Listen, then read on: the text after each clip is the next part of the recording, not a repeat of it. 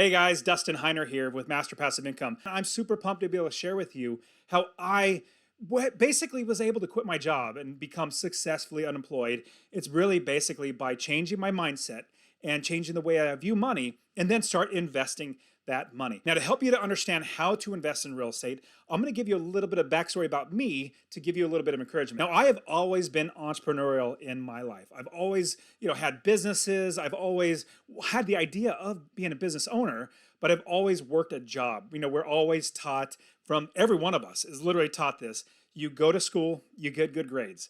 Then you go to college and then you get thousands and thousands of dollars into debt. And then you hopefully take that piece of paper that you get for the thousands of dollars of debt and then you go get a job. And then you work 40 plus years and then retire when you're 65, 70 years old with what you've saved up all those years of working that job. Now, I'm going to fast forward really quick and then I'll get right back to it. So at 37 years old, I became successfully unemployed. That's where I quit my job. I didn't need to work anymore. And so I said, you know what? I'm going to quit. Not necessarily retire. Retire means like you sit on your couch and not do anything. No, I am successfully unemployed, which means I found a new way, another way, as opposed to working for somebody else, working that dead end job. It's a just over broke job. Instead of doing that, I have now found a way, which is investing in real estate instead of working for somebody else. Now, quickly going back to how I got catapulted into real estate investing. Now, like I said, I've always been entrepreneurial in my life. And if you think about being entrepreneurial, I start businesses. So even when I was 13 years old, I had a newspaper business. And that's where I would take my newspapers, put them on my bicycle, ride around and throw the newspapers at 5 a.m. and hit a garage door and wake people up, not on purpose, but it just happened as a business owner of a newspaper business, basically just delivering newspapers. From there, I had a graphic and website design company. I had a skateboard manufacturing business, a convenience store, and a pizzeria. Like I always was trying to build businesses. But at the same time, I was still in that same old mindset of working that dead end job and then retire when you're 65 years old. So I started working at a regular job. I was working a county job, working in one of the counties in California, a 9 to 5 sit down job. Now, this 9 to 5 sit down job is basically doing IT work. No brainer. It's like easy for me. But at the same time, I was doing other businesses and I bought one rental property. The one rental property made me money in passive income without working. Like I did not work and I still made money, which was absolutely amazing. Now, I got to tell you the quick story. So if you're seeing this video in the background, you can see my 4 kids. So my wife and I, after, I'm working at this job, wife's staying home, we're homeschooling our kids, but we have our 4th child. So we 1, 2, 3, 4. We eventually had our 4th child. And with that 4th child being born, I went on paternity leave from my job. That's where the dad stays home with the mom, changes poopy diapers and bonds with the baby and helps mommy and all that sort of stuff. And so I was out for about a week, maybe 2 weeks at most. And then I get back to work. That week that I get back to work, just after my baby's born, I'm working. And on a Friday at 3:30 in the afternoon, I get a call from my boss's secretary, like the top dog. And his secretary said, Dustin, would you please come to the boss's office? And I was on the phone. I said, sure. And I hung up the phone. And I paused for a second. And I thought, this isn't normal. Like, they don't normally call me to the office. I haven't been back long enough to actually do anything right or wrong. This is really weird. And as I sat there for a second, after I hung up the phone, I paused for a second because I realized before I went on paternity leave, there was some rumors about a couple months prior, some rumors or some rumblings going on that there could potentially be layoffs in the county. And I was like, oh my goodness, like I could lose my job. But I immediately shook that off. I said, no, I have so much seniority. My bosses tell me I do a great job. I get raises all the time. Completely fine. So I get up. As I get up, I start walking down the hallway to my boss's office. Now, this hallway isn't very long. In fact, it's kind of short. But every single step that I took, I feel like my feet become lead bricks. At every step that I take, my feet feel like they're getting heavier and heavier, and it's getting harder and harder to walk down the hallway. And the world starts feeling like it's starting to come on my shoulders because this could potentially be the time I get laid off. Well, as I get down this hallway, I turn the corner and I see my boss's door. It's closed, but I see his secretary right there looking at me, and she says, Dustin, would you please have a seat? I say, sure, and I go sit down, and sheepishly, she's looking at me, grinning with her eyes and kind of smiling at me, trying to console me with her eyes because she knows everything about what's going on. I know nothing about what's going on. And as I sit there, I start thinking about my family. Start thinking about my 4 kids. And oh my goodness, if I lose my job, what does that make me? Like all these years, actually working to get a career, going to college, all that sort of stuff, was that all a waste? And then if I lose my job, how am I going to provide for my family? How am I going to feed my kids? My fourth child that I just had, my daughter, she's a brand new baby. What does that make me as a father if I can't provide for them, for food and a roof over our heads? Does that make me a failure as a father? Does that make me a failure as a husband, as a man trying to produce for his family? And as I'm sitting there, my hands get all clammy, my forehead gets all sweaty, and the weight of the world just seems like it's crushing down on me. Then the door to my boss's office opens up, and out walks a lady, a coworker of mine, with a piece of paper in her hands, and she is noticeably distraught, noticeably upset, but not necessarily crying, but you could tell her world has absolutely been rocked. Well, my boss says, as my coworker passes me, Dustin, would you please come into the office? I get up and I walk into the office and I get laid off. And remember, this is the government. Nobody gets fired or laid off with the government, but I did. And if it happened to me, it can absolutely and probably will happen to you. Well, I take that layoff notice and I walk back to my desk. And I sit down on my desk and I realize two things right then and there. Number one, I need to get another job. I need to be able to provide for my family. I need to put a roof over our heads, put food on our table.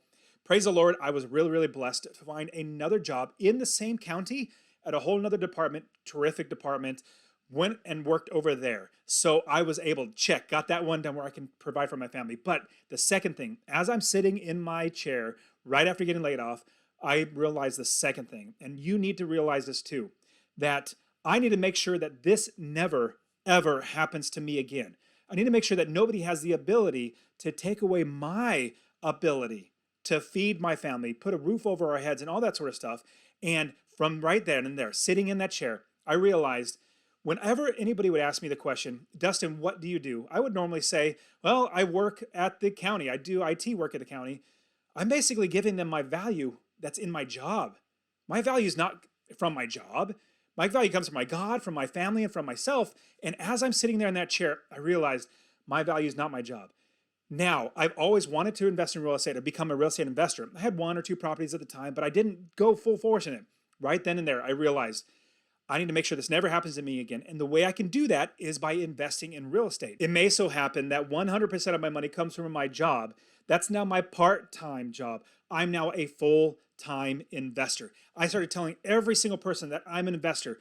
And I started presenting it out, my value to the world, that I'm an investor. And fast forward, I got this new job, started saving money, started buying property after property after property, making me $250 or more from every single property. And after 30 plus properties, I realized, my goodness, why am I still working here? Even though I'm making $75,000 a year working here, I am losing money. And so I'll round up the story by telling you this. My new boss, after I had plenty of properties and I didn't need to work anymore, I went to him and I said, boss, I'm laying you off. Well, jokingly, but I basically told him, here's my 2 weeks notice. I am done. And he said, Dustin, what are you going to do? I said, I don't have to do anything. I have real estate that literally works for me. I don't do a thing. In fact, I don't even work. I hire people to do all the work for me. I'm just going to go ahead and quit. And so I'll round out the story by telling you, if you remember that story of me walking down that short hallway that got longer and longer, this next walk was the best walk I've ever taken in my life. I walked a mile and a half. I've done this 1,000 times because where I worked versus where I parked. I walked a mile and a half to my car. I felt like I was walking on clouds. And the reason why was because I was walking on clouds because I knew I would never, ever need to work for anybody else again. Now, let me explain to you how you can actually invest in real estate, scale the business. Again, it's a business. We're not just buying one property. We're starting a business. Scale the business to be financially free. If you don't want to quit your job, that's fine. Have extra money, have extra time, have extra in your life to do all this sort of stuff. Now, here's what you're going to hear me say, and you're going to hear me say this all the time. You want to build the business first. Remember, I said I was entrepreneurial, and so I approached this real estate investing as a business. Now, if you listen to anybody else that teaches you how to invest in rental properties, what they're going to say is, okay, and this is the wrong way to do it, so don't do it this way, but this is what they're going to tell you. You find a property anywhere in the country, you run the numbers, that basically means calculate your expenses and your income. You make sure you're making $50 a month in passive income or more, and then from there, after you find the property, you run the numbers, and then you buy it. Spend thousands of dollars buying it, then you find somebody to fix it up. Then you find somebody to rent it, and then you find somebody to manage the property. It's always this and then and then and then. In my opinion, that's absolutely wrong. In fact, it's almost backwards.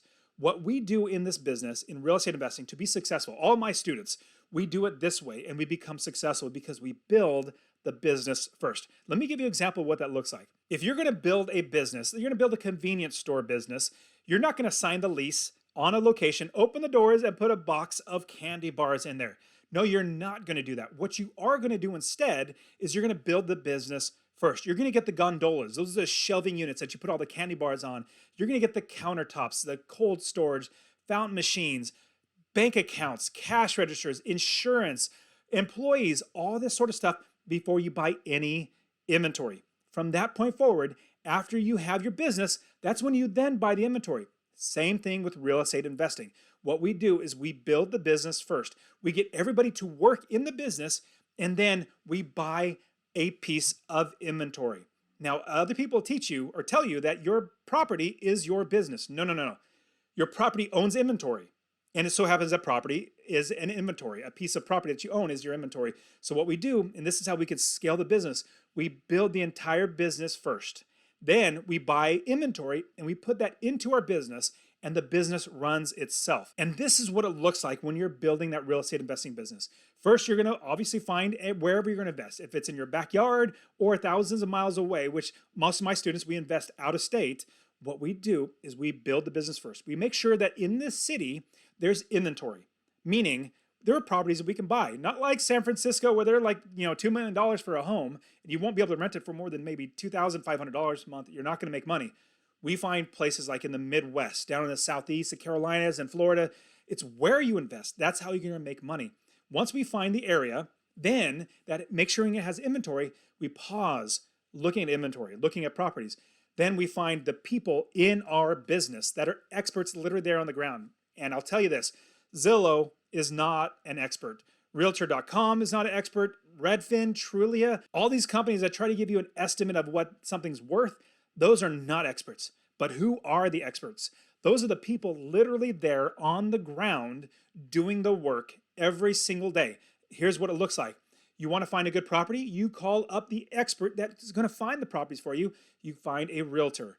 If you're going to manage a property, you're going to find somebody that's going to be a manager, that's going to manage the properties for you to be successful. They're going to be like your quarterback of your team, making you make money scoring. They're going to help you to protect it so it's not losing properties, so you're not losing money. So you're going to find realtors, wholesalers, plumbers, roofers, contractors, insurance agents, mortgage brokers. You're going to do all of this before you buy any inventory. Once you have the entire business built, then you buy the inventory and put it in your business. Now, let me share with you what it's going to look like as you scale your business now.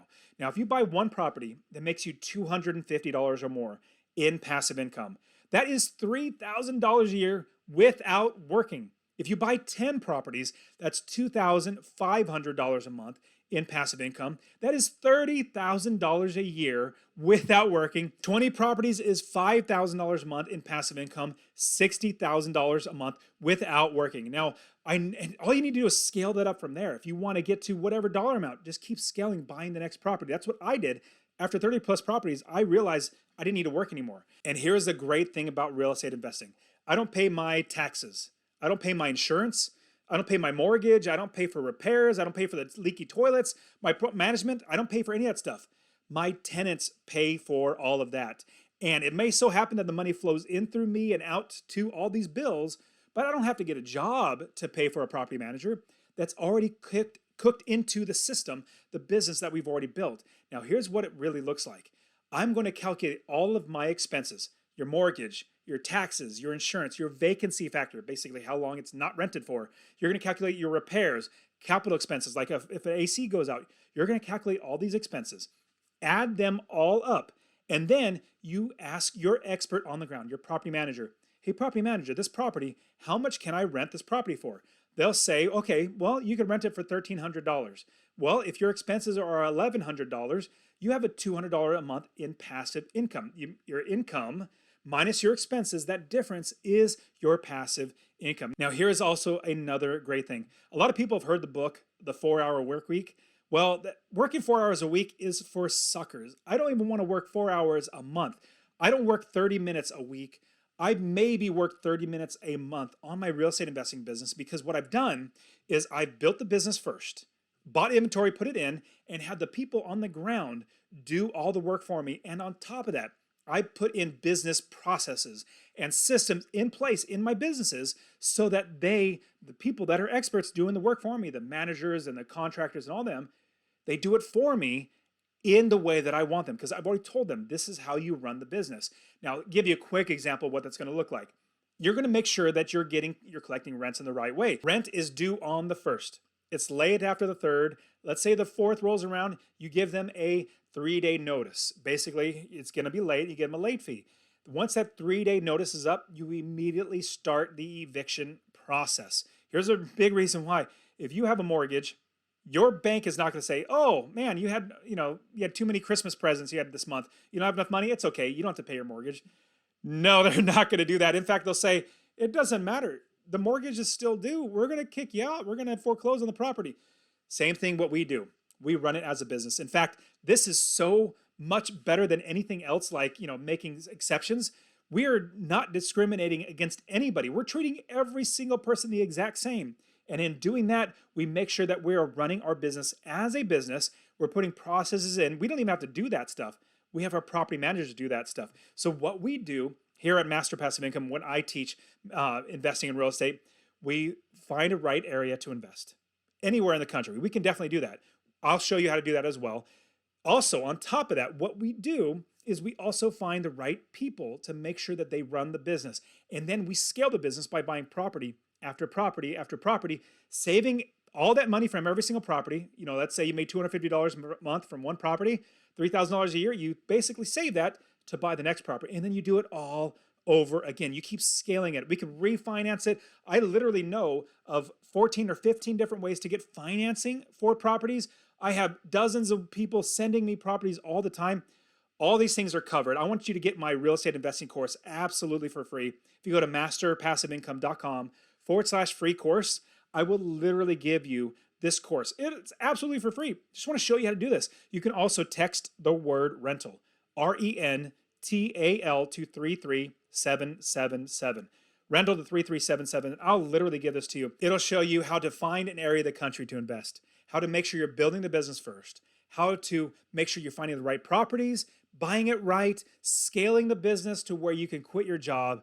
This is exactly what I want for you. I just love doing this. I was able and blessed to be able to quit my job at 37 years old, and this is what I want for you as well. So get my real estate investing course absolutely for free. Text the word rental to 33777. Rental to 33777, or go to masterpassiveincome.com/free course. And I hope you have fantastic success in your real estate investing, but also all your money endeavors as well. Because as you get more money, as you're able to take away your bills, pay off all that sort of stuff with passive income, life gets so much better. I literally just go to the gym now. I hang out with my family, get videos and talk to people like you guys, just sharing how to do this. So get everything for free. I'd love to help you out. You can also check out my podcast, Master Passive Income Podcast, YouTube channel. It's literally just me. I rarely do interviews, but it's just me literally teaching how to do all of this stuff. All right, guys, you take care of yourselves. I hope you guys have great success.